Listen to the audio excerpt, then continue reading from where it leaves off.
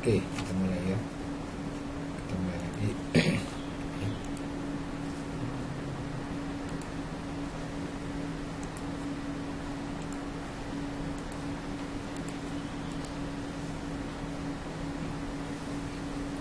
Sudah terlihat ya? Sudah terlihat? Sudah Pak, sudah. Oke, ya. Oke, nah ini adalah judul ya. Kita hari ini akan bahas tentang determinasi atau R-square ya. Nah, ini adalah kita ambil judulnya. Judulnya adalah pengaruh kepuasan dan kepercayaan terhadap loyalitas nasabah pada Bank Negara Indonesia BNI. Nanti kalau teman-teman buat skripsi, cuma tinggal ditambah ya, ditambah Bank BNI cabang apa. Oke, baik. Di sini ada 3 variabel. Pertama adalah kepuasan X1, kedua adalah kepercayaan X2, dan ketiga adalah loyalitas nasabah Y. Ya, di sini ada tiga variabel. Oke. Setelah kita ada 3 variabel di bab 1 di latar belakang itu akan dibuat rumusan masalah. Ya. Nah, rumusan masalahnya apa? Nah, ini ada 3 rumusan masalah. Karena di sini ada 3 variabel X1, X2, dan Y. Rumusan masalahnya yang pertama, apakah kepuasan berpengaruh terhadap loyalitas nasabah? Itu rumusan yang pertama. Rumusan yang kedua, apakah kepercayaan berpengaruh terhadap loyalitas nasabah? Ya. Untuk menjawab ya pertanyaan rumusan masalah yang pertama dan kedua ya, itu dilakukan uji itu kita lihat dari uji T, yang mana uji T itu adalah uji secara parsial, itu secara sendiri-sendiri untuk melihat bagaimana sih pengaruhnya kepuasan itu berpengaruh terhadap loyalitas nasabah. Kedua, apakah kepercayaan itu berpengaruh terhadap loyalitas nasabah. Nah, untuk menjawab pertanyaan ketiga, apakah kepuasan dan kepercayaan berpengaruh terhadap loyalitas nasabah? Ini dijawab dengan uji F. Uji F itulah uji secara simultan, itu secara bersama-sama untuk menjawab apakah ada pengaruhnya kepuasan, kepercayaan itu berpengaruh tidak terhadap loyalitas nasabah. Oke. Nah, sebelum itu kan, setelah itu kita akan buat hipotesis ya. Hipotesis ini adalah dugaan sementara ya. Nah, hipotesisnya ada 3 juga. Pertama, kepuasan nasabah berpengaruh positif dan signifikan terhadap loyalitas nasabah. Ya, itu kan lihat dari sini ya. Apakah kepuasan berpengaruh terhadap loyalitas nasabah? Kita buat hipotesis yang pertama, H1-nya kepuasan berpengaruh positif dan signifikan terhadap loyalitas nasabah. Yang kedua, kepercayaan berpengaruh positif dan signifikan terhadap loyalitas nasabah. Ya. Yang ketiga, kepuasan dan kepercayaan berpengaruh positif dan signifikan terhadap loyalitas nasabah. Nah, setelah itu kan akan ada data mentahnya, ya. Data mentah seperti ini, ya, seperti ini ya. Ini adalah kepuasan, ini adalah kepuasan, ini kepercayaan, ini loyalitas. Ya, nah, setelah itu kita uji data yang kita ada, kita uji dengan uji pertama, uji validitas. Uji validitas itu untuk menguji apakah pertanyaan itu yang dijawab oleh responden itu sesuai dengan kenyataannya. Kalau reliabilitas itu adalah apakah jawaban itu konsisten, ya konsisten. Nah, ini hasil uji validitas ya menggunakan Parson. Dari sini kita lihatnya ya dari signifikasinya. Ya, yang pertama kepuasan, ya kepuasan. Kita lihat pertanyaan pertama X11 signifikasinya adalah 0,00. Berarti untuk pertanyaan pertama kepuasan itu adalah valid. Untuk pertanyaan kedua kita lihat lagi dari signifikasinya. Signifikasi adalah di bawah 0,005, itu 0,00, berarti pertanyaan kedua ini juga valid. Oke. Untuk pertanyaan ketiga kita lihat lagi X13, pertanyaan ketiga kita lihat dari signifikasinya. Signifikasinya di bawah 0,05, maka pertanyaan ketiga juga valid. Oke. Pertanyaan keempat, kita kembali lagi ke pertanyaan keempat. Pertanyaan keempat kita lihat signifikasinya. Signifikasinya di bawah 0,05, berarti pertanyaan keempat juga valid. Ya, oke. Nah, berarti nanti dijawab itu berdasarkan uji validitas semua pertanyaannya untuk kepuasan X1 semua valid. Nah, untuk kedua uji validitas kepercayaan X2 kita lihat lagi dari nilai signifikasinya. Ya, lihat dari signifikasinya. Untuk pertanyaan pertama signifikasinya di bawah 0,005, berarti untuk pertanyaan pertama variabel kedua valid. Untuk pertanyaan kedua kita lihat lagi nilai signifikasinya di bawah juga 0,005, pertanyaan kedua juga valid. Pertanyaan ketiga kita lihat lagi signifikasinya, signifikasi totalnya masih di bawah 0,005, pertanyaan ketiga juga valid. Pertanyaan keempat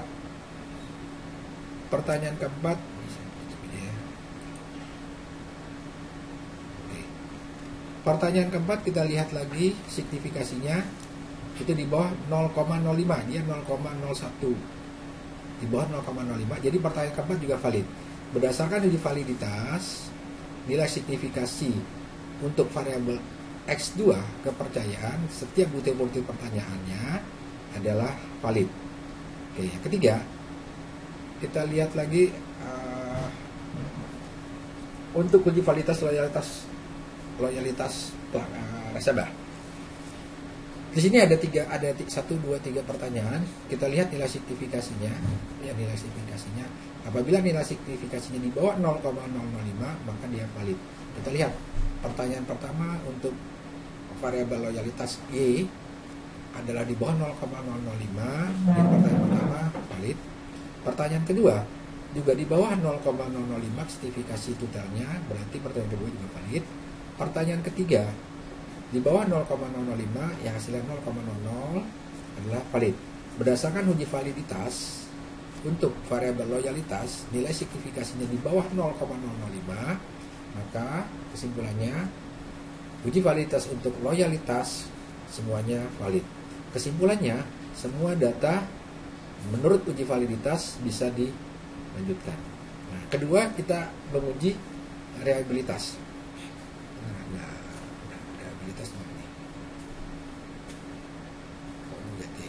Nah, kita uji reliabilitasnya. Sini reliabilitas semua saya lupa masukkan. Sini reliabilitasnya reliable semua. Ya. Nah, terus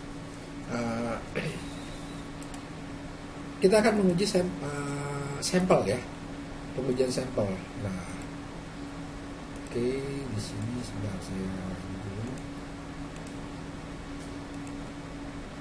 Lihat ada populasi itu adalah seluruh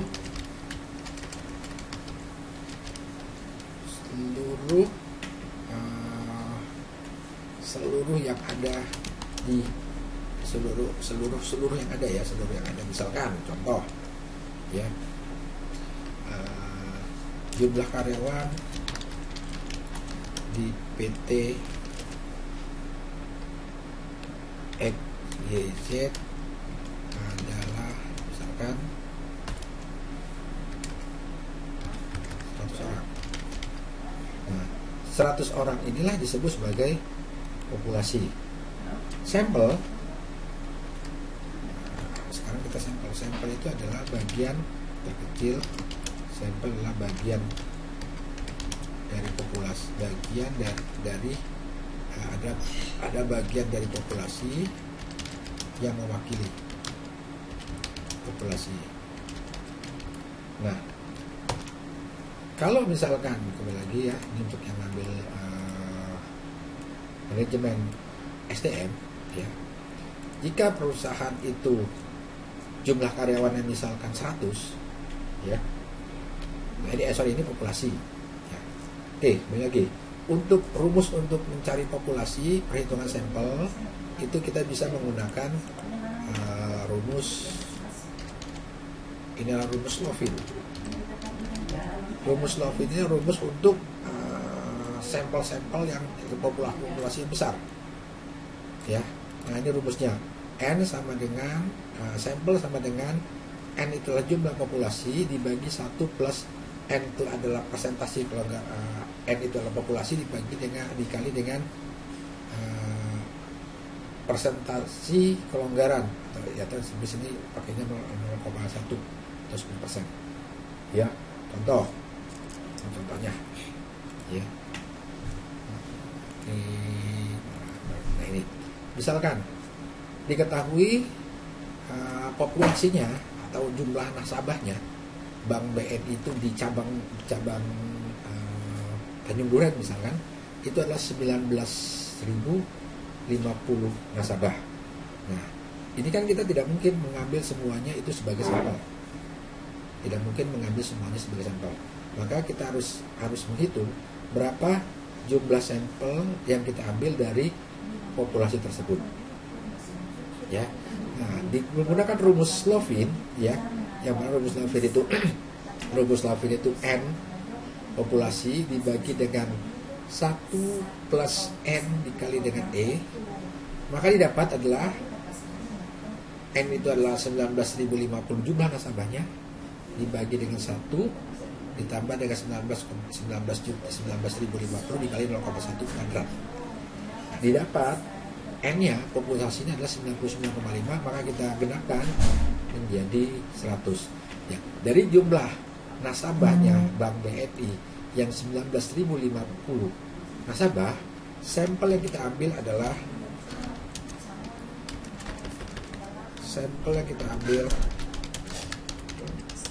sejumlah berapa? 100 nasabah. Jadi teman-teman bisa mengambil nanti menyebarkan kuesioner sebanyak 100 kalau perlu lebih ya, tapi diambil 100 saja. Kenapa? Karena dengan rumus Lovin, dengan jumlah populasinya nasabahnya 19.050, kita dapatkan sampelnya cukup 100. Dengan 100 sampel ini sudah mewakili 19.050 nasabah. Oke, ini mata kuliah metode penelitian ya, digabungkan ini ya. Oke, baik. Nah, pertanyaannya gini. Kalau seandainya Pak di perusahaan tempat saya riset itu jumlah karyawannya cuma 100, apakah perlu saya menggunakan rumus Lovin? Nah, ada yang nanya saya ini. Nah, tidak perlu. Kenapa? Kalau menggunakan rumus Lovin, ya ini sebenarnya untuk populasi yang besar yang kita tidak tahu. Ya, nah kalau kita menggunakan rumus Lovin dengan misalkan dengan 100 nasabah, 100 karyawan, ya sampelnya jadi berapa? Sampelnya jadi 9 yang diambil.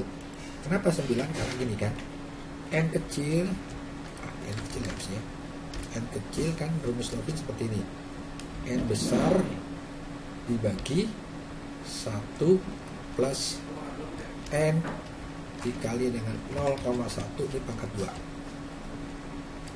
ya.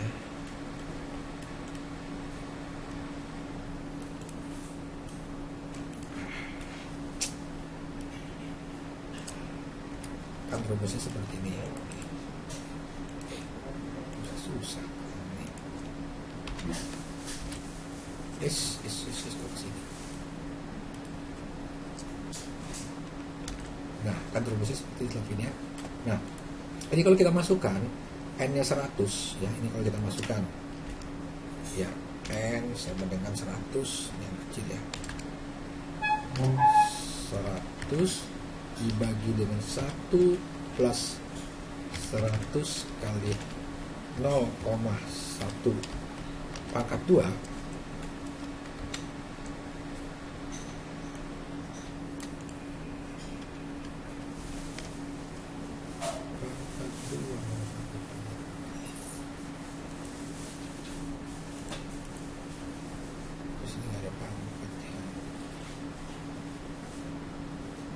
pangkat 2, maka didapat berapa sampelnya? Didapat n-nya itu adalah 9. Nah, n itu 9. Syarat ya, kalau ditanya, Pak, minimal berapa sampel sih untuk pengujian di bukunya Profesor Sugiono ya, minimal itu sampel itu 30 sampel atau 30 responden. Kalau kurang dari sini nggak dianjurkan, nggak bagus nilainya ya. Pokoknya harus 30 sampel minimal ya, minimal 30 sampel menurut bukunya Profesor Sugiono. Nah, selain itu gini, kalau misalkan ada 100 karyawan, bagaimana caranya? Caranya kita menggunakan nama sampel jenuh. Sampel jenuh itu adalah seluruh populasi kita jadikan sebagai sampel. Kalau misalkan di sini ada 30 jumlah karyawannya ya, 30 jumlah karyawan, berarti kita menggunakan seluruh jumlah karyawan tersebut sebagai sampel, disebut sampel jenuh. Kalau misalkan di situ ada 100 jumlah karyawan, maka kita masukkan 100 itu sebagai sampel, itu disebut dengan sampel jenuh. Oke, sampai sini ada pertanyaan? Ada ya, oke, baik. Nah, setelah kita uji validitas, reliabilitas, selanjutnya adalah uji, saya belum buat di sini ya, uji klasik. Nah, uji klasik itu terdiri dari uji normalitas ya, baik itu histogram, p-plot, atau dengan KS, kolomograf Smirnov ya. Yang kedua adalah uji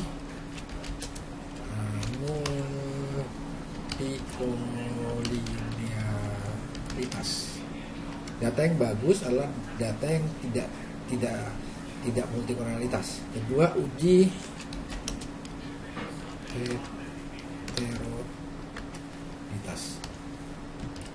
Boleh juga ada uji heterogenesitas boleh. Nah, selanjutnya kita uji linear ya.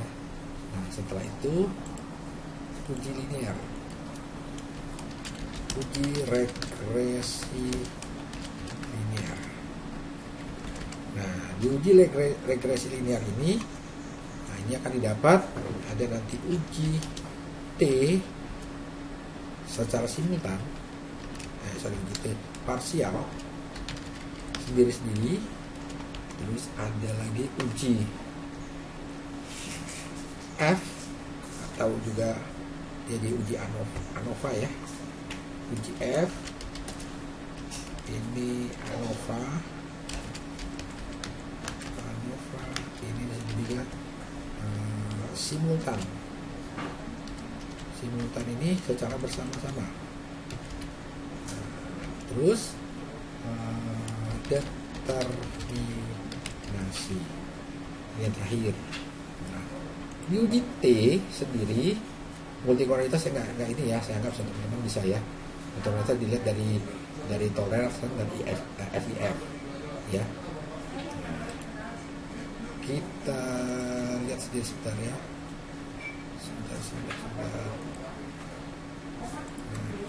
Saya masuk sendiri sedikit review tentang uji multikolinearitas ya, supaya teman-teman masih ingat.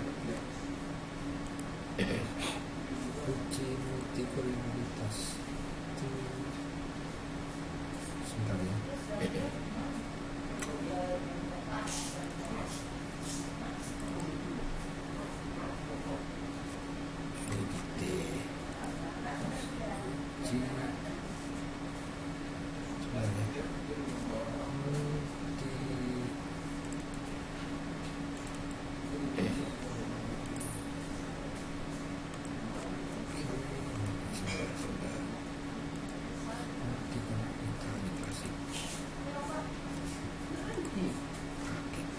Ya, kita lihat nih, mundur sedikit ya. Tentang uji multikoordinalitas.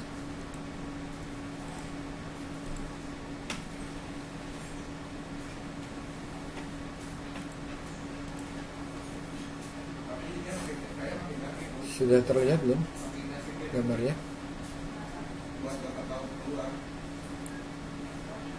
Sudah Pak, sudah.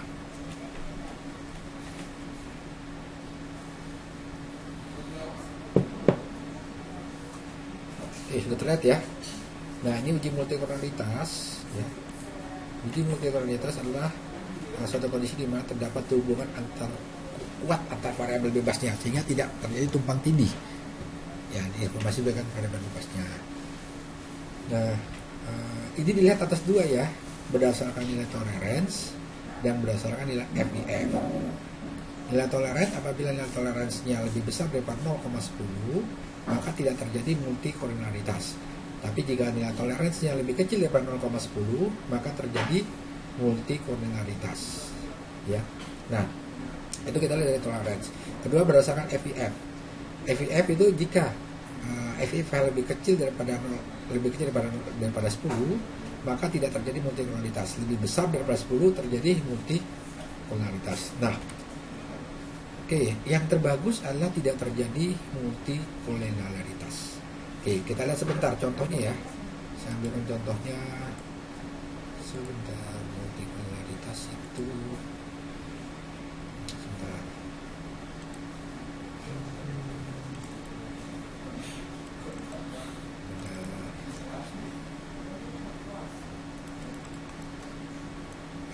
Multikoordinalitas.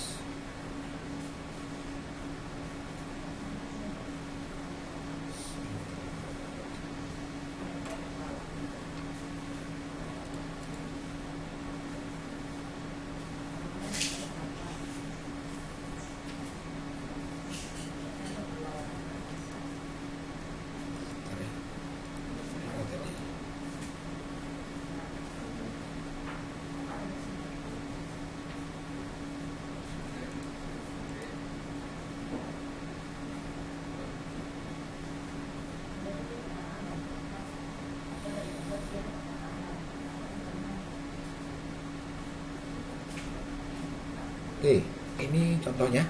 Ya. Ini contohnya saya ambil dari penelitian saya. Sudah terlihat belum? Sudah terlihat belum?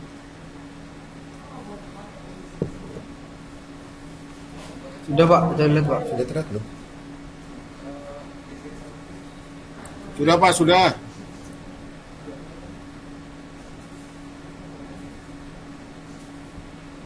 Bentar ya, udah terlihat ya. Oke, ini contoh penelitian saya internal ya. Ini kali ini yang baru mau saya publish nanti di Sinta 4 bulan ini. Ya. Pengaruh persepsi kegunaan dan persepsi kemudahan terhadap keputusan pembelian online pada online shop pada Tokopedia. Ya. Sudah terlihat belum sih gambarnya? Udah terlihat belum? Kayaknya harus dimatikan ini deh, mematikan. Sudah Pak. Sudah terlihat belum? Sudah ya. Nah, ya.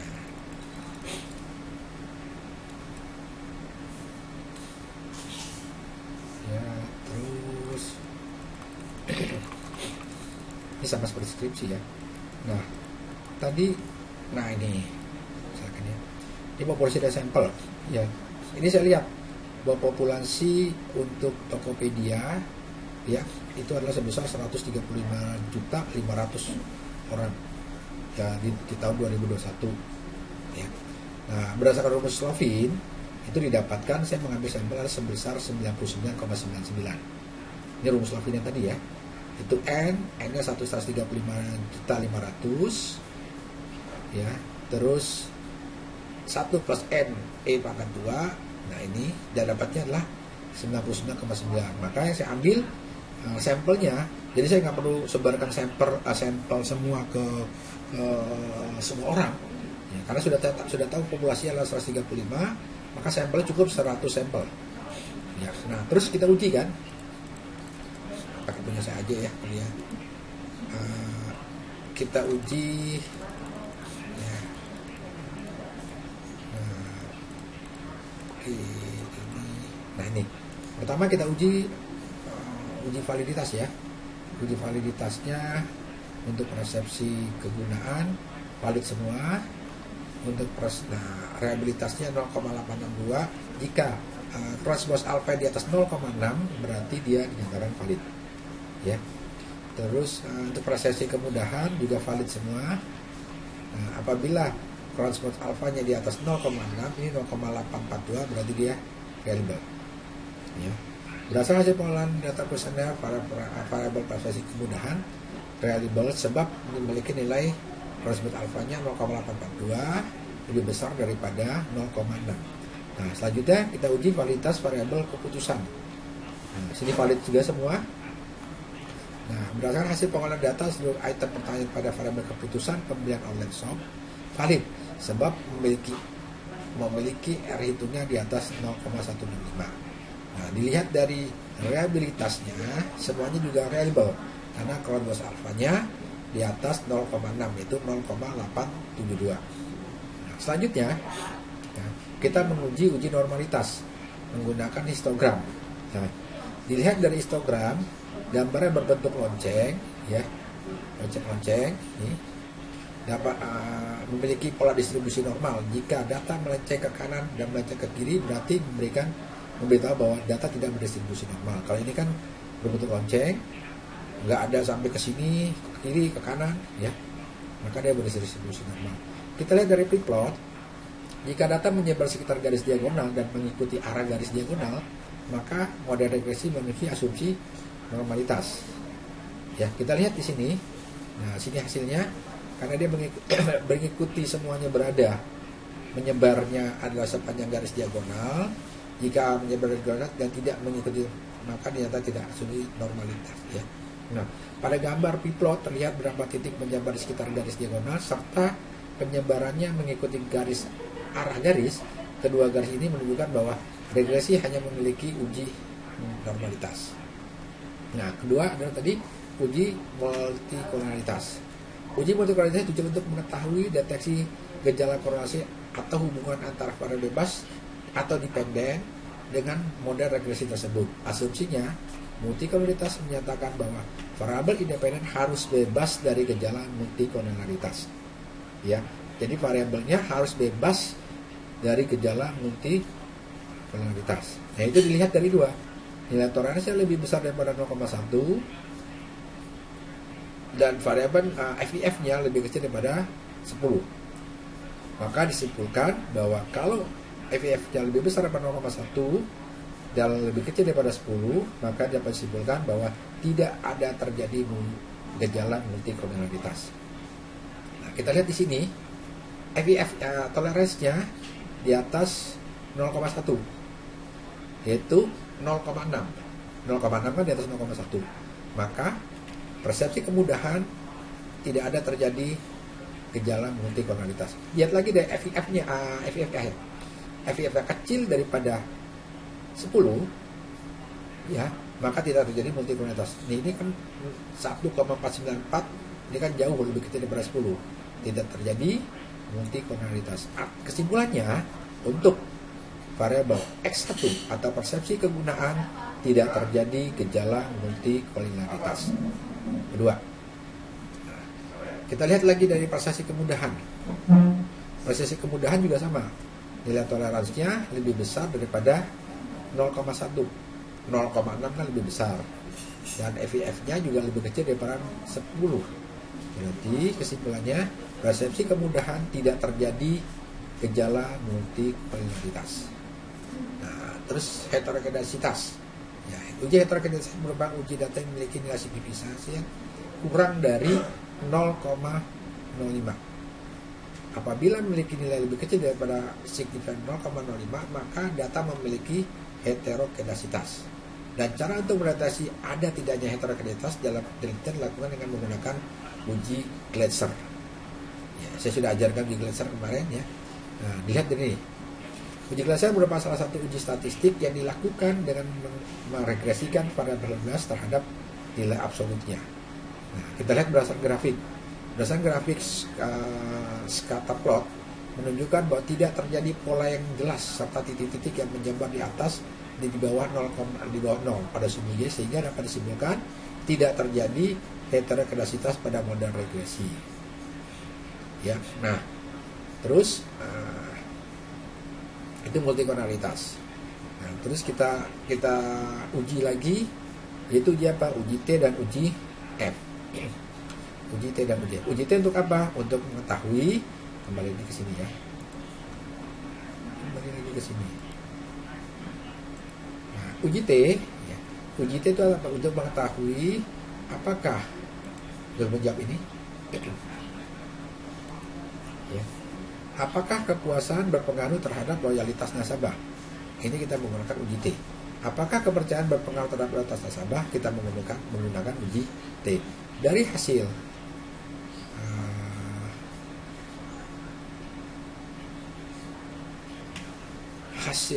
pengujian T, ya, uji T didapatkan bahwa T hitungnya, signifikannya untuk kepuasan itu di atas 0,05, itu 0,226. Artinya apa? Artinya signifikan pengaruh variabel kepuasan terhadap loyalitas konsumen diperoleh nilai signifikannya adalah 0,226, yang berarti lebih besar daripada 0,05. Nah, kesimpulannya apa? Secara parsial kepuasan itu tidak berpengaruh terhadap loyalitas nasabah. Sampai di sini sudah paham? Jadi kalau seandainya signifikannya lebih kecil daripada 0,05, berarti ada pengaruhnya. Nah, ini kita sudah menjawab pertanyaan ini. Apakah kepuasan berpengaruh terhadap loyalitas nasabah? Kepuasan tidak berpengaruh positif dan signifikan terhadap loyalitas nasabah. Kenapa kok dikatakan tidak berpengaruh positif dan signifikan terhadap loyalitas nasabah? Kita lihat dari sini. Nilai signifikannya. Nilai signifikan kepuasan adalah lebih besar daripada 0,05, yaitu 0,226. Jadi kesimpulannya apa? Kepuasan tidak berpengaruh. Ya, silakan Pak Suparno, silakan. Oke, nanti saya kirimkan ininya ya. Saya kirimkan BPT, saya kirimkan nanti. Ya. Oke, baik. Jadi kepuasan tidak berpengaruh terhadap signifikan, terhadap kepuasan, terhadap loyalitas. Itu dilihat dari apa? Nilai signifikannya. Yang kedua, kita lihat lagi kepercayaan. Kepercayaan nilai signifikannya di bawah 0,05. Itu sebesar 0,01. Artinya apa? Artinya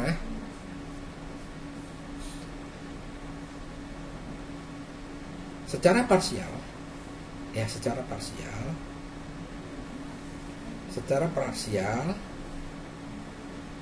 kepercayaan ya berpengaruh positif dan signifikan terhadap loyalitas nasabah. Kita jawab pertanyaan ini. Apakah kepercayaan berpengaruh terhadap loyalitas nasabah? Ya, kepercayaan berpengaruh positif dan signifikan terhadap loyalitas nasabah. Itu kesimpulan dari hipotesis kedua. Kenapa dikatakan dia berpengaruh dan signifikan terhadap loyalitas nasabah? Kita lihat dari sini. Signifikasinya berapa? 0,01, lebih kecil daripada 0,05. Artinya kepercayaan berpengaruh positif dan signifikan terhadap loyalitas nasabah.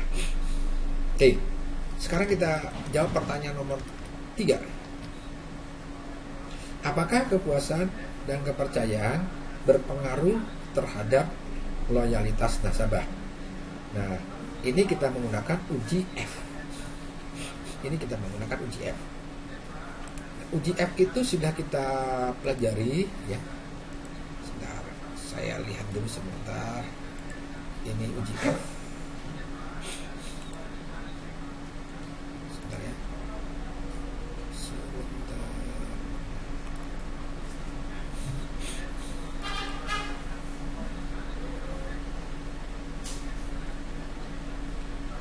Uji F ini mana nih? Oh iya ini.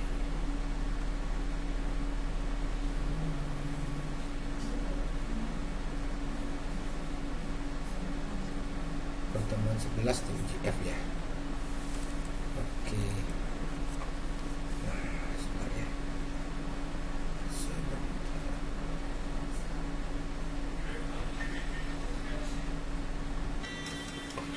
Oke ya. Nah, kita lanjutkan. Ini selanjutnya uji F ya.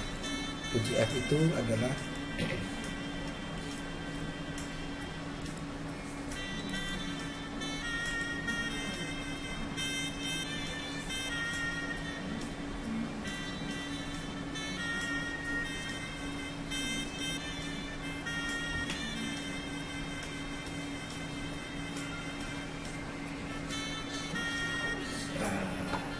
ini uji F, udah kelihatan ya.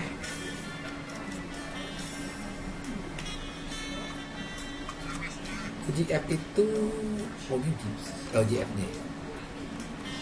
Kita simultan ya. Uji F karena uji serentak atau disebut uji ANOVA deh ya.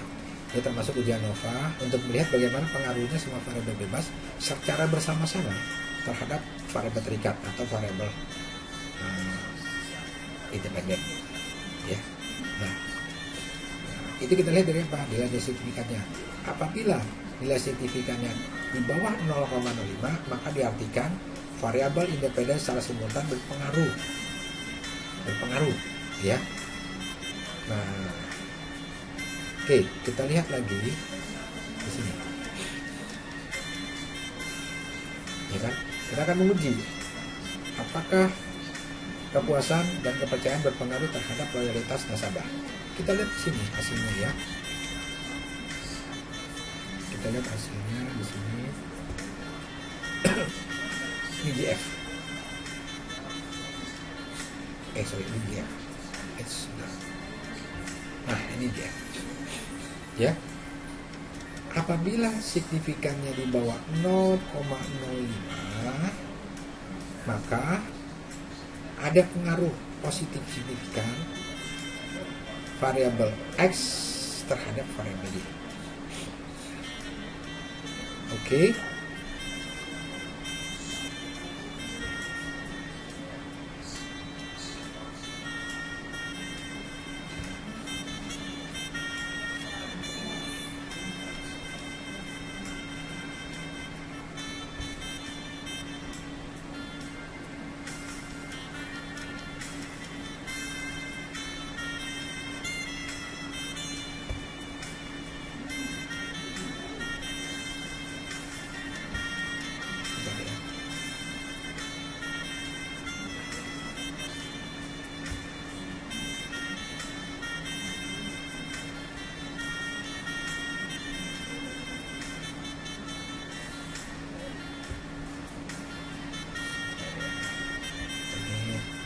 Kamera saya agak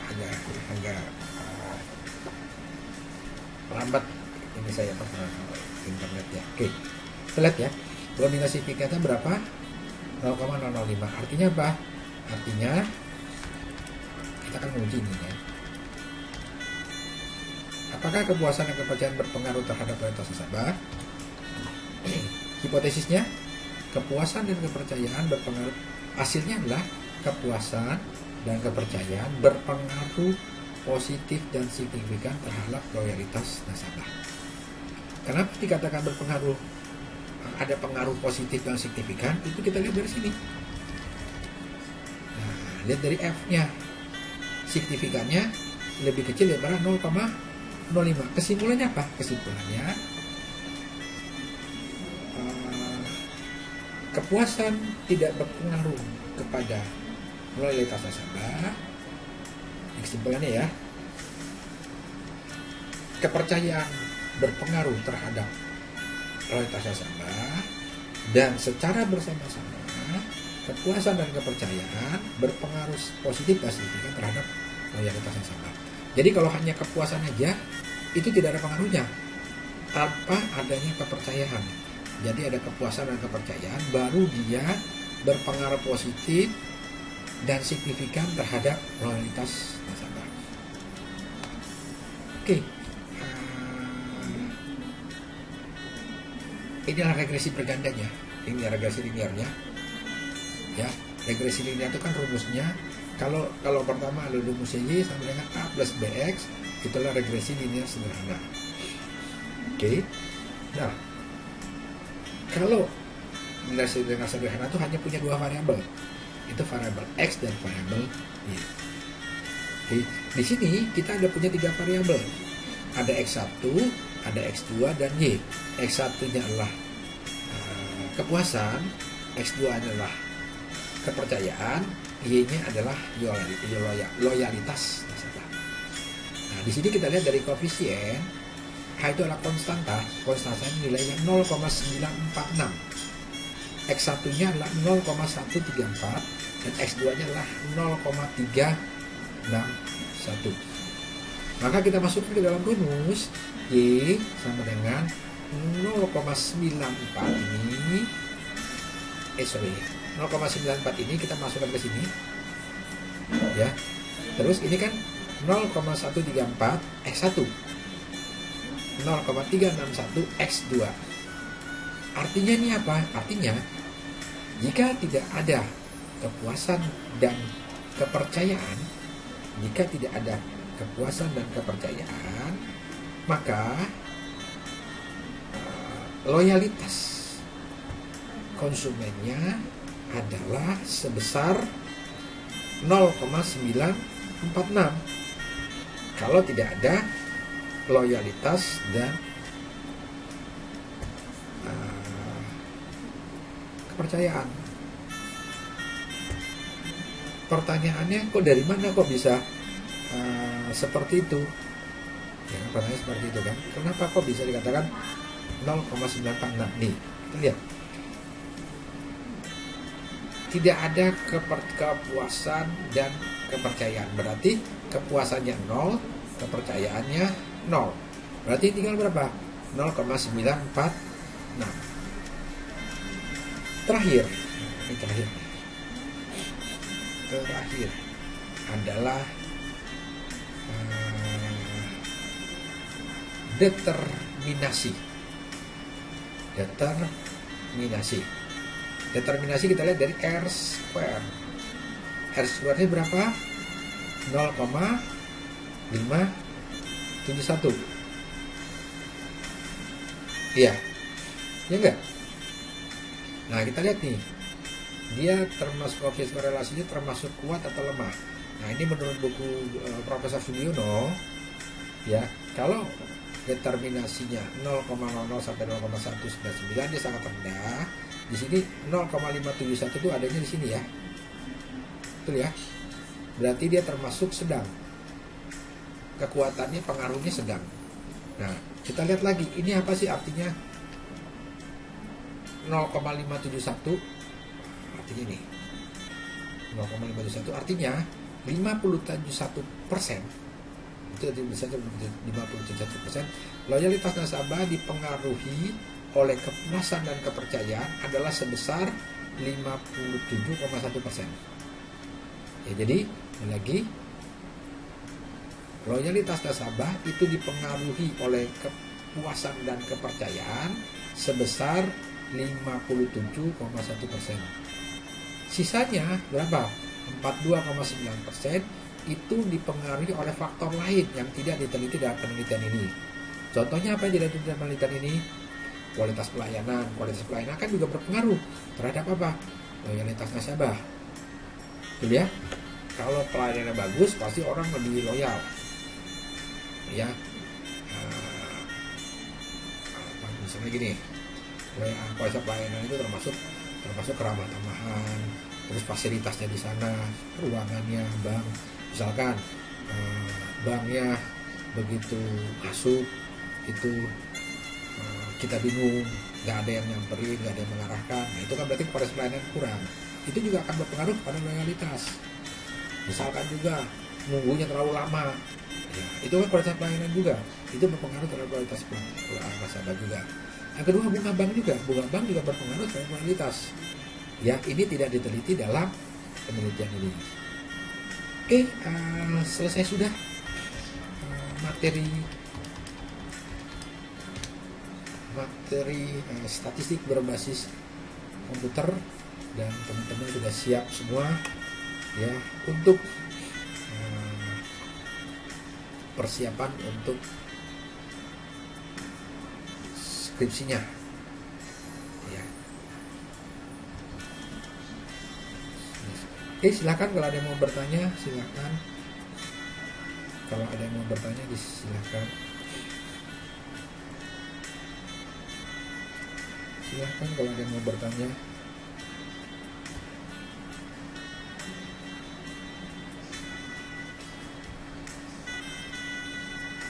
Silahkan kalau ada yang mau bertanya.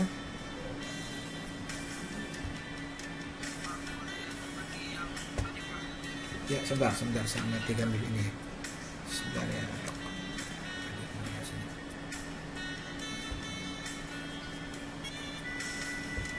Silakan mau bertanya. PPT-nya, ya, oke. Saya kirim ya sekarang.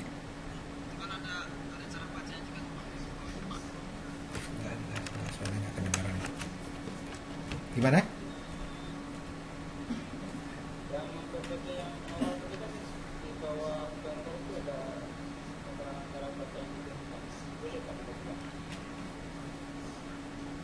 Sebentar ya.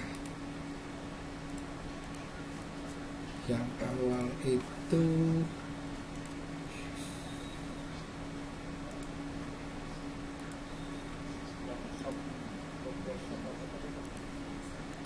yang ini ya.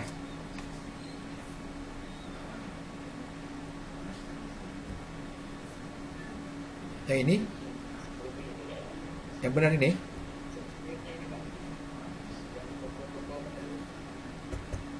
Yang mana?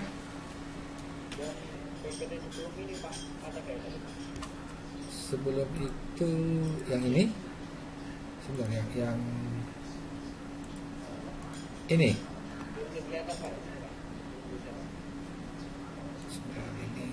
Sebentar ya, ini saya agak lambat, saya matikan dulu nih. PPT kita tadi kan ada 2 ya.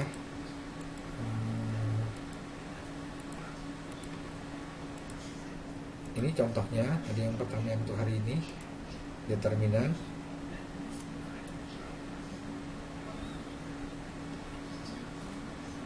Ini, yang ini. Ini kan seperti ini.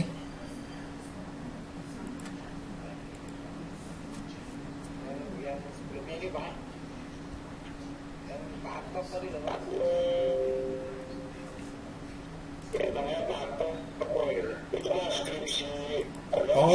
Oh ini ya. Oh, ini penelitian saya ini. Ini. Nah, ini penelitian saya kemarin. Ya, kan kita kan ini kan penelitian saya. Jadi kan kalau kita dosen kan harus wajib meneliti setiap semester, ya. Nah, ini kalau ini nih. Ini kan ini saya ulang lagi ya. Ini kan penelitian saya kan berjudulnya pengaruh persepsi kegunaan dan persepsi kemudahan terhadap keputusan pembelian Tokopedia. Ya. Ini kan X1-nya persepsi kegunaan, X2-nya persepsi kemudahan, Y-nya keputusan pembelian.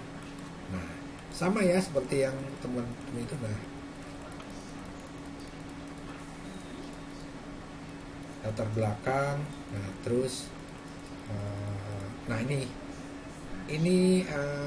rumusan masalah ya, rumusan masalah bagaimana persepsi kemudahan keputusan pembelian. Nah, rumusan masalah sebenarnya nih apakah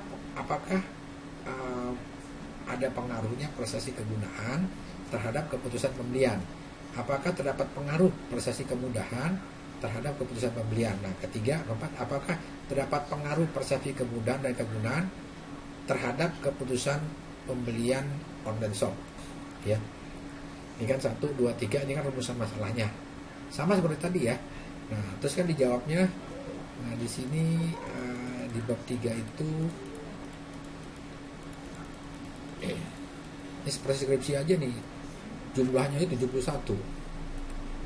Skripsi aja kalah. Ya nanti kalau teman-teman sekarang kan udah mulai masuk seperti ini ya, udah mulai masuk sama Bu Apri pasti diminta buat ini. Nah, ini kan bab 2 sama metode penelitian kan, pinjaman pustaka. Nah itu dimulai pertama keputusan pembelian dulu, keputusan pembelian, terus X1-nya, X1-nya, nah, ini kerangka hipotesis. Ini kerangka hipotesisnya ada di bab 2 juga, ya. Ini penelitian terdahulu, ini metode penelitiannya, ya. Metode penelitiannya, operasional dimensi. Nah, teman-teman harus tahu apa yang disebut dengan variabel, apa dimaksud dengan dimensi, apa yang disebut dengan indikator. Nah, inilah berdasarkan inilah nanti akan dibuat kuesionernya. Kuesioner itu berdasarkan dari ini, dari dimensi dan indikator. Variabelnya berapa tadi? Variabelnya kan ada 2. Pertama prestasi kemudahan, nih prestasi kegunaan. Nah, ini pertanyaannya nih, mempercepat pekerjaan, meningkatkan kinerja, meningkatkan produktivitas, efektivitas, kemampuan. Nah, ini berarti ada 6 pertanyaan untuk X1, 1, 2, 3, 4, 5, 6. 6 pertanyaan. Untuk X2 sendiri, prestasi kemudahan itu ada 1, 2, 3, 4, 5, 6. Ada 6 pertanyaan juga. Dan untuk Y itu ada 4 pertanyaan. Nah, ini harus dibuat dulu. Karena berdasarkan inilah teman-teman akan membuat dimensi operasionalnya, akan membuat kuesionernya. Udah belajar kan ya sama Bu Apri ya?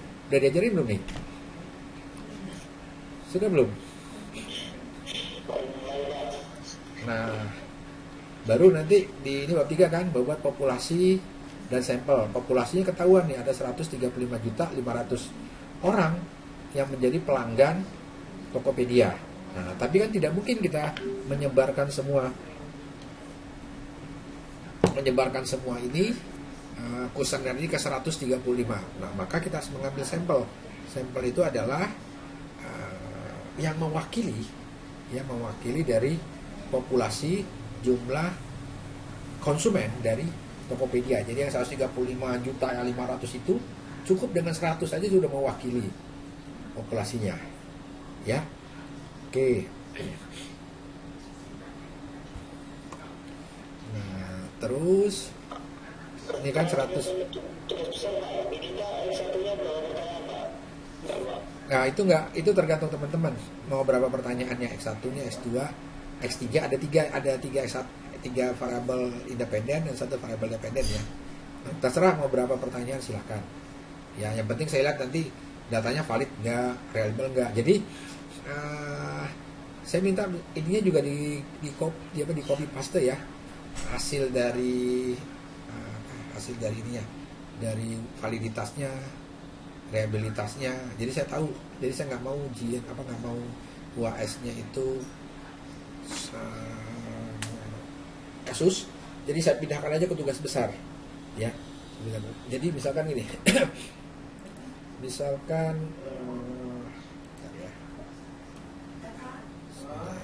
ini misalkan seperti ini.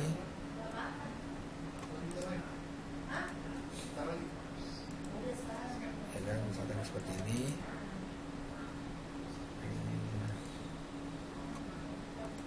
Seperti ini apa? X1 1 X1 2.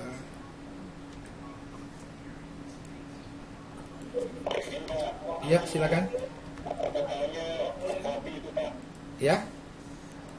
Contohnya tadi data yang dari Excel itu tercopy itu Pak ke SPSS ini Pak. Ini.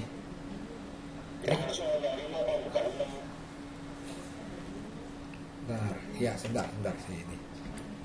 Nggak bisa lihat ya Pak. Atasnya salah Pak, X11 ya Pak. Oh iya, iya X11 harusnya ya, pantasan nggak mau dia. X11 Itu Pak.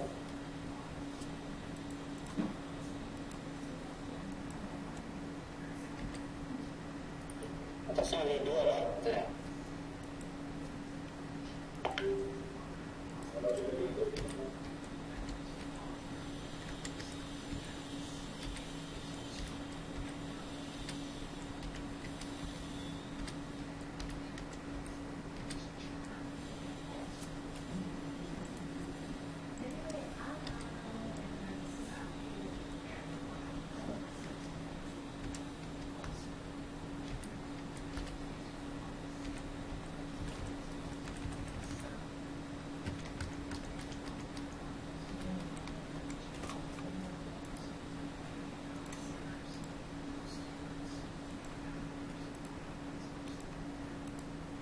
Kenapa ordinal? Karena kan kita ini ya Pak,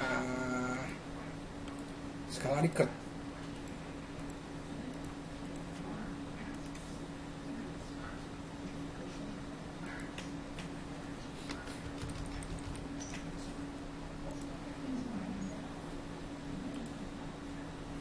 Oke, seperti ini kan. Nah ini nanti saya minta ini dikopikan juga, ke Word-nya.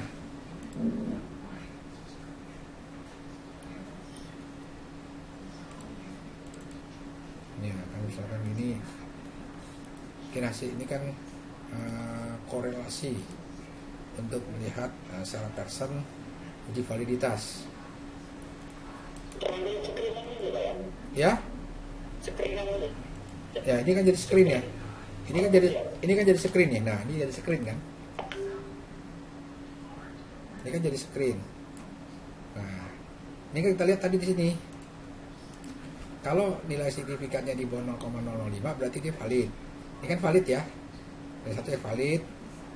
Pertanyaan X2 juga valid. Pertanyaan kedua valid. Pertanyaan sebentar ya. Sebentar. Halo. Assalamualaikum. Iya, Assalamualaikum. Ya, Pak. Oh iya, baik Pak. Oke, siap Pak. Ya. Ya, makasih. Ya, oke Pak. Oke, ya, yang kedua, pertanyaan kedua udah valid, pertanyaan ketiga juga valid, pertanyaan keempat juga valid di bawah 0,05, ya. Pertanyaan kelima juga valid di bawah 0,005. Nah, ini ada dimasukkan ke sini. Ini melihat dari hasil signifikasi semua pertanyaan itu valid. Ya. Atau juga ini kan kita melihat dari person. Nah, atau kita juga bisa melihat ini dari uji yang T-nya. Nah, ini disebut dengan ini R hitung, ini R hitung, person correlation ya. R hitung juga, ini R hitung, ini juga R hitung, ini R hitung. Ya, nih, coba kita lihat soal ini. Tambah bingung, ini harusnya kita tatap muka nih, biar nggak bingung. Ya. Ini X1 kan, X11, X12, X13, X14, X15. Ini R hitung, R tabel.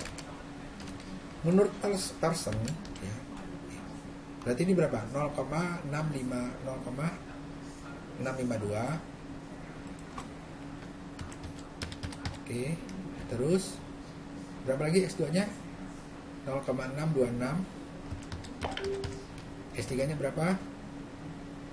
0,711. S4 nya berapa? 0,529. S3 nya S5 nya 0,643. Oke.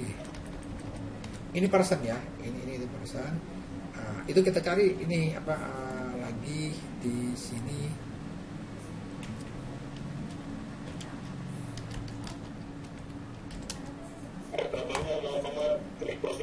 Pak. Oke, nah berapa tadi jumlah ininya? Jumlah 35.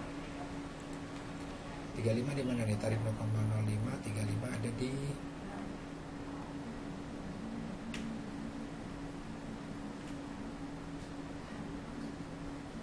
Dari tanggal 0,338 sih Pak. 0, triple 38.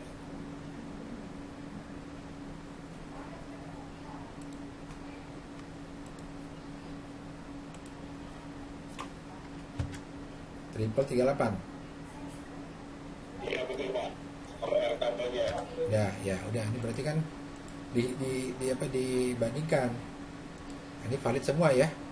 Valid kan? Valid.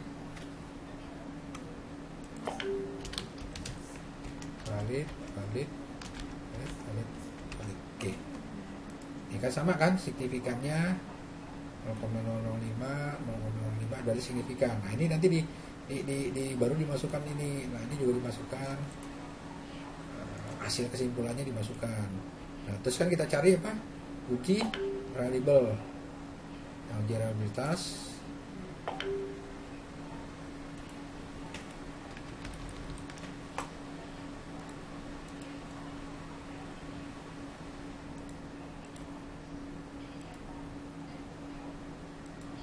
Oke, nah ini reliabilitasnya.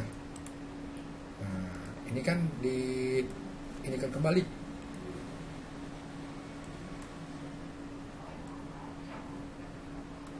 Oke, nah masuk ke sini.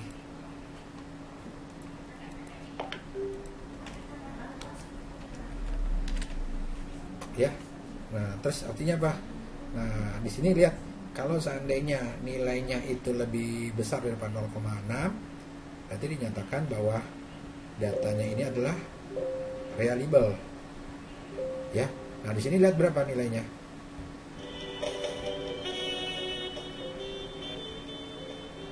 Berapa nilainya? 0,621 berarti reliable. Nah itu nanti tugas besarnya seperti ini saya maunya ya. Nah, begitu juga nanti buat Y-nya. Ini juga seperti itu. Ini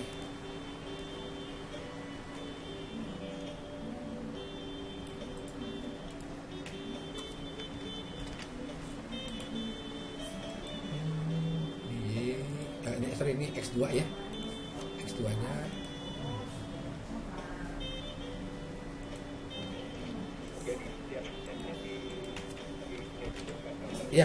ya setiap ininya karena gini harusnya sih sebenarnya sih mau buat gini sih untuk UAS teman-teman, cuman nanti nggak keburu ya, nggak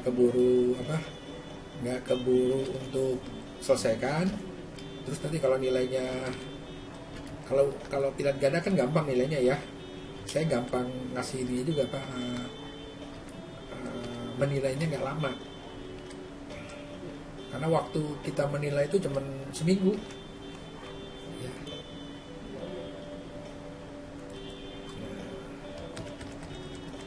Oke, ini jangan lupa ya. Ini ordinal ya. Kenapa ordinal? Karena kita menggunakan skala Likert. Ya, kita menggunakan skala Likert.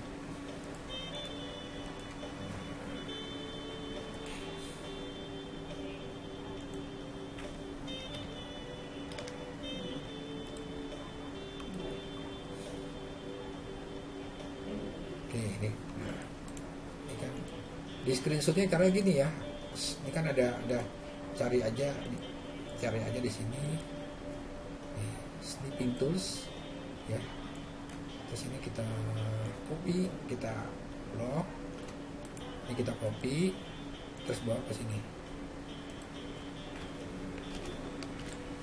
Nah, kita lihat nih.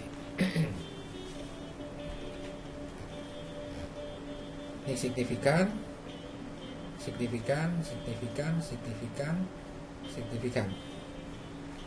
Berarti X2-nya apa tadi itu? Pas X2-nya valid semua. Terus kita masuk ke uji reliabilitas. Analyze.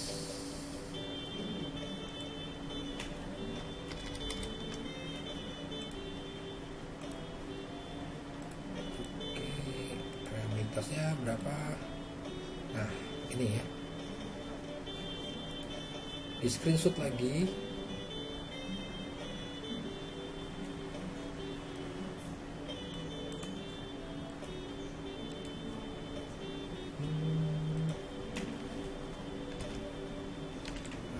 Reliable karena di atas 0,6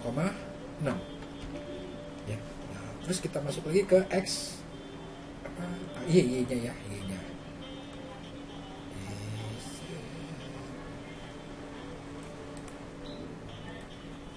Makanya ini kerjakan ini sebentar aja sebenarnya, kalau teman-teman udah lancar skripsinya selesai cepat nih.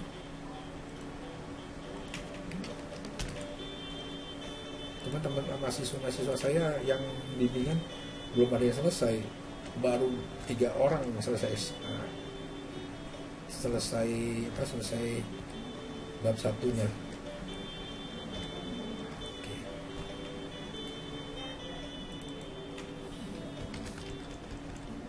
Oke,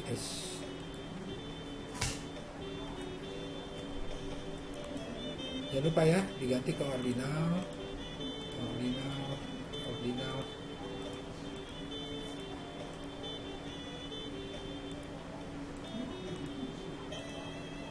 Oke, terus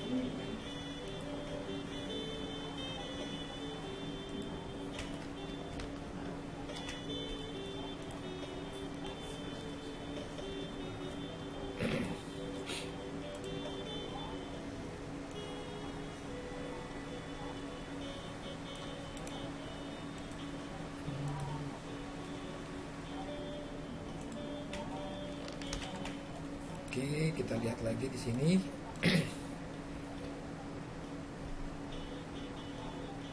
Kita lihat lagi sini ya.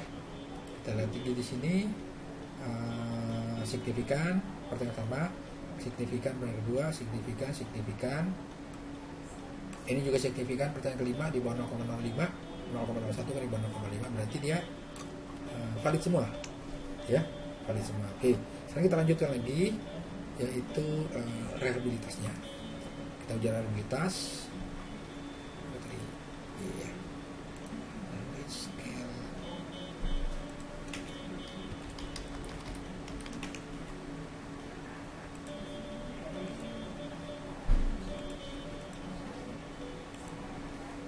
Oke, nah ini reliabilitasnya di atas 0,6, 0,670. Berarti reliable dia.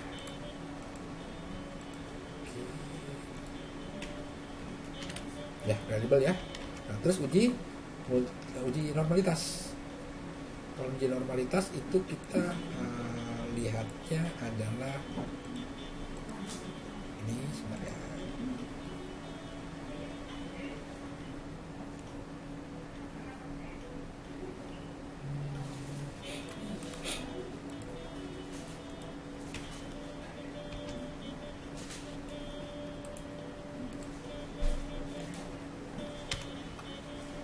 Ini X1.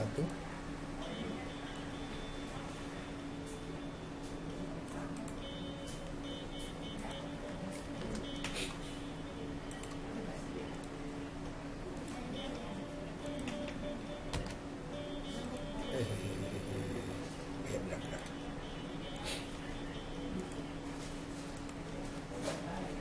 Ini X2.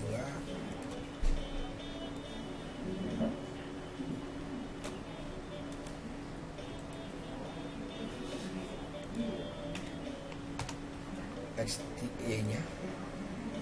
Ada pertanyaan? Kalau pertanyaan silakan ya. Ini saya mulai dari awal banget nih. Uji validitas. Saya berulang-ulang terus supaya teman-teman hafal semua cara mengerjainya.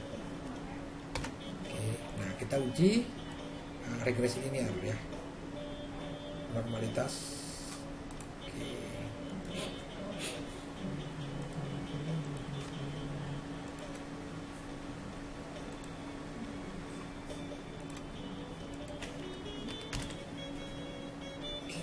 tadi misalkan ini apa, X1 ya, X1, X2 ini kita ganti sama 0, 0. Nah X1 nya itu apa, X1 nya apa tadi, X1 nya motivasi, disiplin, sama kinerja, betul ya. Seperti motivasi, disiplin, kinerja karyawan. Oke. Terus analyze regresi linear. Nah, di sini jangan salah. Ada variabel dependen, ada variabel independen. Yang X itu adalah variabel independen, Y itu adalah variabel independen. Maka saya selalu di sini tulis X1, X2 biar teman-teman nggak salah nantinya. Oke, kita uji pertama, kita sekarang uji klasik, itu uji normalitas. Sorry. Oke, dependen tuh sini, discrete ke sini, histogram, plot, continue, oke.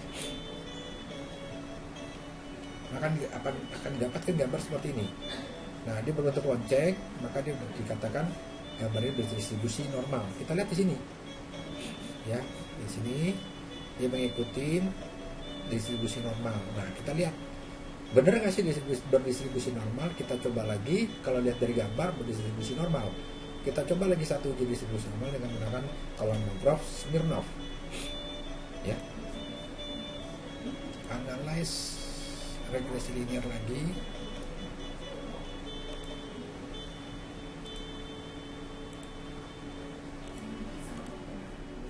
Standarize, ya, kita standarize. Oke. Maka sini akan muncul satu lagi discrete, ya. Kita akan uji menggunakan Kolmogorov Smirnov dan parametric test egal kondisi sampel. Oke. Nah, apabila nilai signifikan di atas 0,005 maka dikatakan berdistribusi normal. Di sini di atas ya, dia katakan berdistribusi normal. Oke, kita lihat dari sini kan berdistribusi normal semua, lonceng, ini semua sekitar, nggak ada yang di sini, nggak ada di sini, ya. Oke, selanjutnya apa? Uji multikolonialitas. Nah, multikolonialitas itu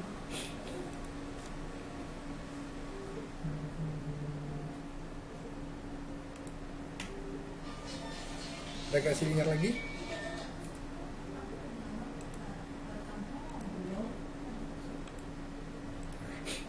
Di sini kita lihat apabila toleransinya di kayak tadi ya, ini di atas 0,10, 0,1 tidak terjadi multikolonialitas. Kita lihat di sini.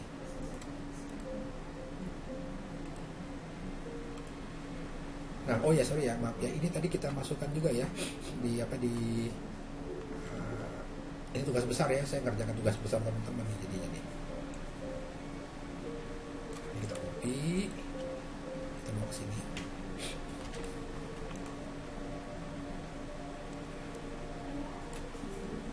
Oke, terus ini juga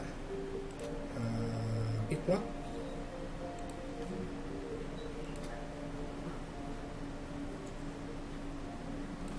Berikan kesimpulan ya nanti ya, di tugas besar diberi kesimpulannya apa ya. Oke, terus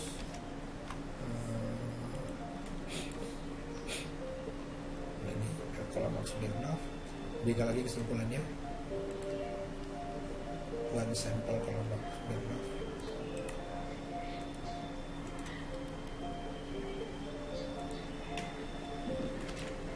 Kesimpulannya. Oke, selanjutnya adalah apa ya? Oh ya tadi nih, ini adalah multikolonialitas. Oke.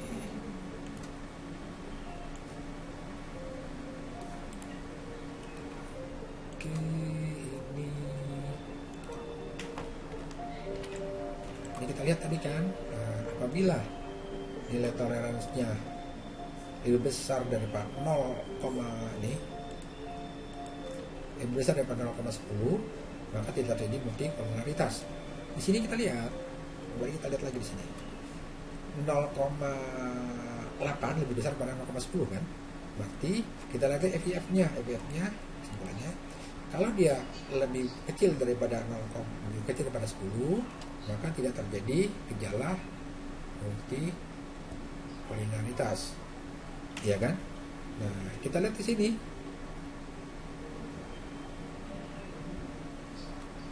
Kembali kita lihat di sini. Ini kecil daripada 0,10. Kecil daripada 10. Kan 1,1 kecil daripada 10. Berarti motivasi tidak terjadi gejala multipolaritas. Disiplin juga sama, tidak terjadi multipolaritas. Nah, terusnya UJT. Nah, kita UJT dulu. Di itu nggak ada UJT ya, hanya sampai di sini ya. Tapi kalau di UJT kita lihat di sini.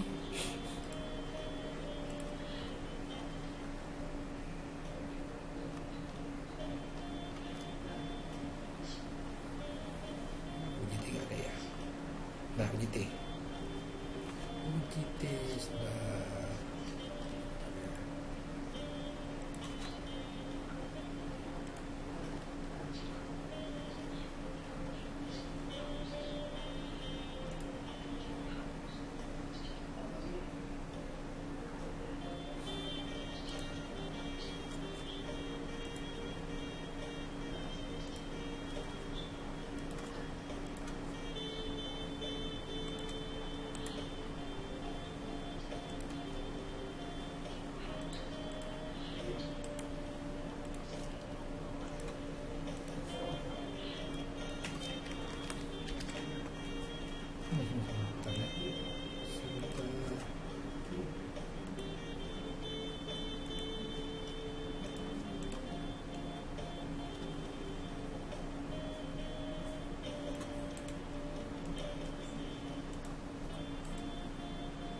Kita sampai jam 9.30 ya.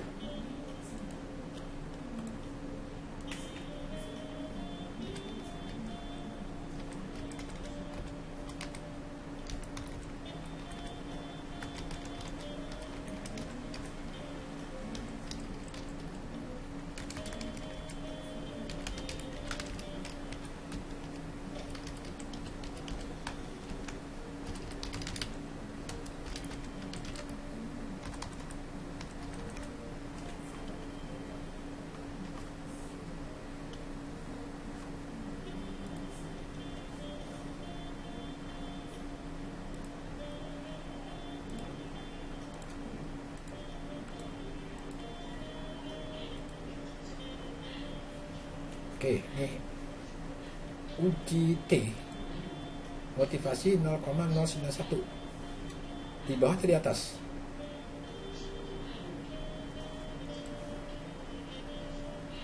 Di bawah atau di atas?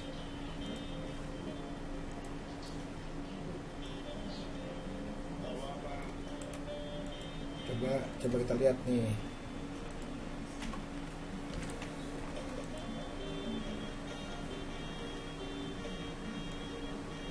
Dia kan kesimpulan gini, kalau signifikannya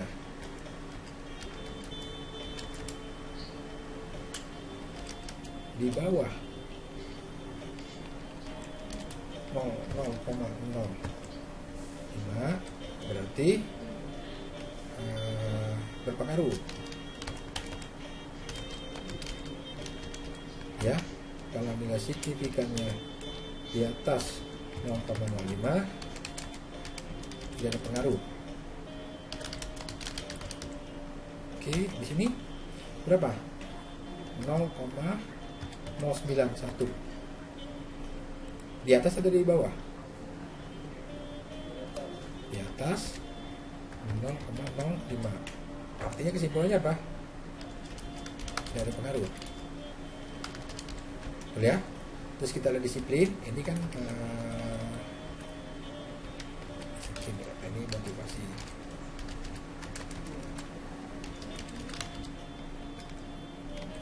Ini disiplin.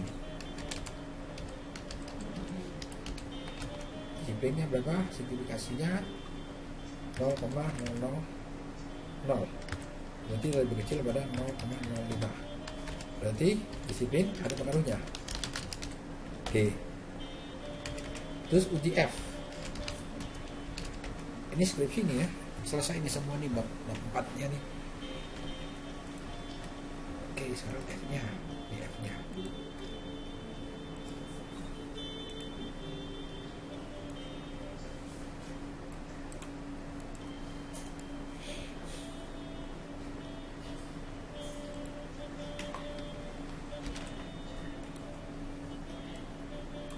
F-nya berapa? Signifikasinya lebih kecil.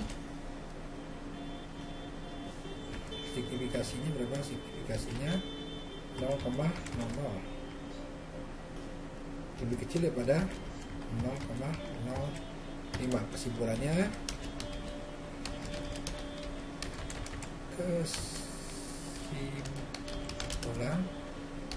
ada pengaruh.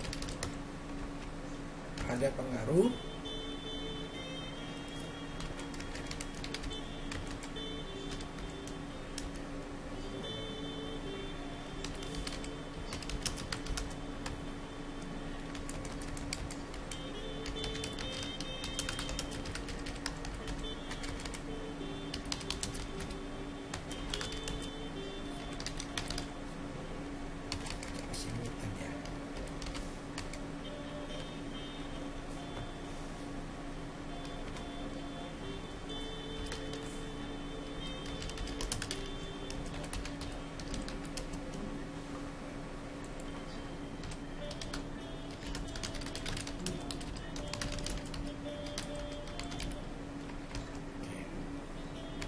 kita lihat lagi apa? Kita lihat kuat atau tidak pengaruhnya. Kuat atau tidak pengaruhnya itu dilihat dari sini.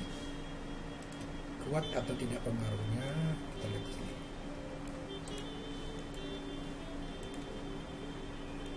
Ini kalau nggak salah soal yang saya berikan untuk latihan ya. Nih lihat ya. 0,581 kita lihat di sini.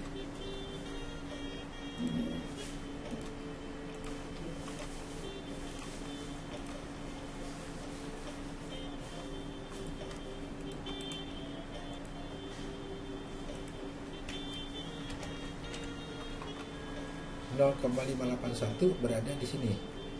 Berarti dia sedang, pengaruhnya sedang ya, kuat. Dia nggak kuat benar kalau di atas 0,6 baru dia kuat. Kalau 0,8 berarti sangat kuat pengaruhnya. Nah, ini kita lihat dia kan R square-nya adalah atau determinasi ya. Determinasi R square itu berapa nilainya? 0,581 atau 58,1%. Artinya apa? Artinya apa? Artinya 58,1%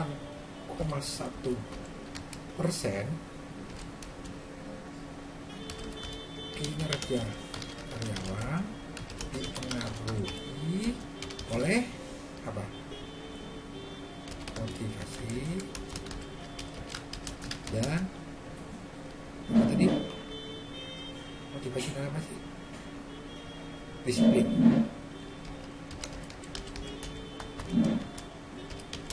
Sisanya berapa sisanya nih? Berapa sisanya? 42,9 ya. 42,9% dipengaruhi oleh faktor lain yang tidak diteliti dalam penelitian ini. Oke, selesai sudah skripsinya. Ya, sebagai apa? Regresi linear. Regresi linear ini regresi linearnya.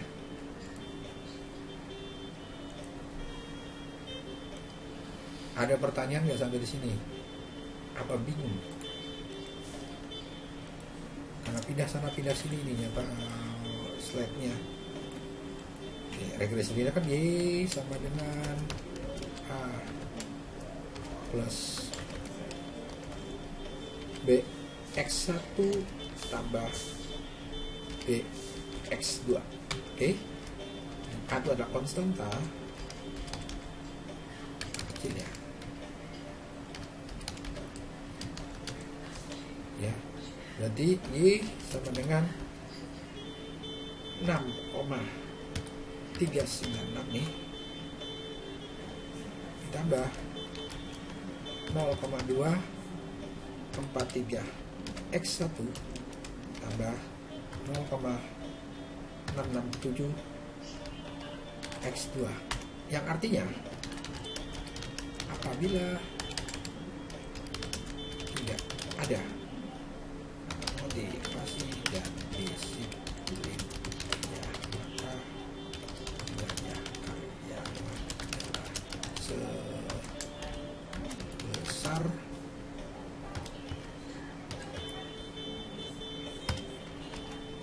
Oke, balik sini sedikit ya. Kenapa di sini kita bilang dia sedang aja, kuatnya itu cuma sedang. Ya, kenapa dikatakan kuatnya itu sedang, nggak sangat kuat, nggak kuat? Kenapa? Ada yang tahu nggak? Kenapa? Ayo silakan, kalau yang tahu kenapa? Kenapa kita katakan di sini kuat kok, tapi kuatnya sedang, nggak begitu kuat sekali? Kenapa?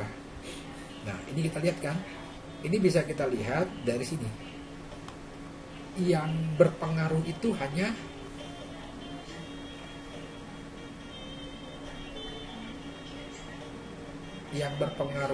sebentar nanti dari uji mana? Yang berpengaruh itu hanya disiplin, motivasi enggak. Kalau seandainya motivasi dan disiplin itu sama-sama berpengaruh, pasti di sini R square pasti dia di atas 6. Atau bisa juga 7 kuat ya. Nah, ini karena dia ada satu yang tidak berpengaruh positif dan signifikan, maka dia berpengaruh kalau dia bersama-sama. Tapi kalau dia sendiri yang berpengaruh hanya disiplin kerja aja terhadap kinerja karyawan ya. Oke, baik, sampai di sini silahkan kalau ada yang mau bertanya. Silahkan. Saya absensi dulu ya. Kalau nggak ada pertanyaan, saya absensi dulu.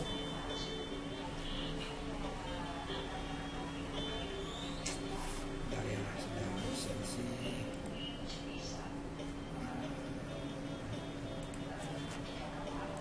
Absensi. Ya, setelah itu statistik.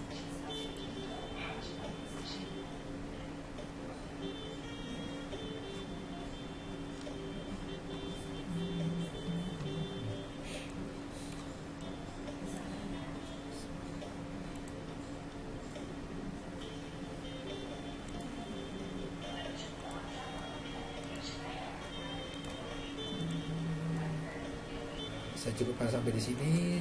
Oh iya, sebentar, sebelum itu minta tolong dinyalakan dulu kameranya ya, saya lupa. Kita ini sebentar foto sebentar.